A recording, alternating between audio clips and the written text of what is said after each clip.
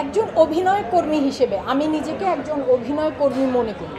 তো একজন অভিনয় কর্মী হিসেবে আমি আসলে সব রকমের চরিত্রে অভিনয় করতে চাই, যে কোনো চরিত্রে, এবং এটাই এই জন্যই আমি অভিনয় কর্মী হয়ে যাওয়ার চেষ্টা করছি।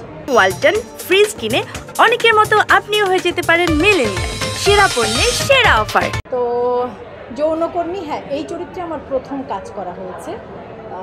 নীলপদ্ম ছবিতে আমার চরিত্রের নাম নীলা। নীলা একজন যৌনকর্মী এবং তার চরিত্রের মধ্য দিয়ে আসলে পুরো সম্প্রদায়ের জীবন, সামাজিক অবস্থান এবং তাদের অধিকার বঞ্চনা সকল কিছুর গল্প বলবার চেষ্টা করা হয়েছে।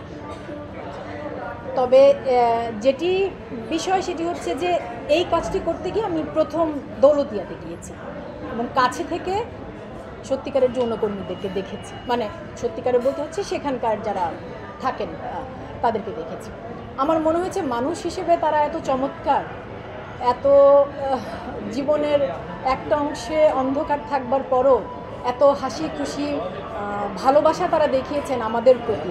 আমার মনে হচ্ছে যে তাদের কাছ থেকে বোধহয় আমরা জীবন শক্তি, ভালোবাসা, জীবনের ভীষণ গভীর অন্ধকারের মধ্যেও কিভাবে হাসা যায়, বাঁচা যায়, ওই শিক্ষা নিতে পারি।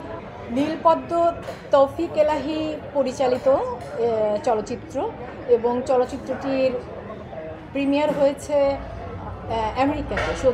এর মধ্যে সুচিত্রা সেন আন্তর্জাতিক একটা উৎসব হয়েছে আমেরিকার জ্যামাইকাতে, তো সেখানে প্রিমিয়ার হয়েছে এবং আমরা খুবই ভালো দর্শক প্রতিক্রিয়া পেয়েছি।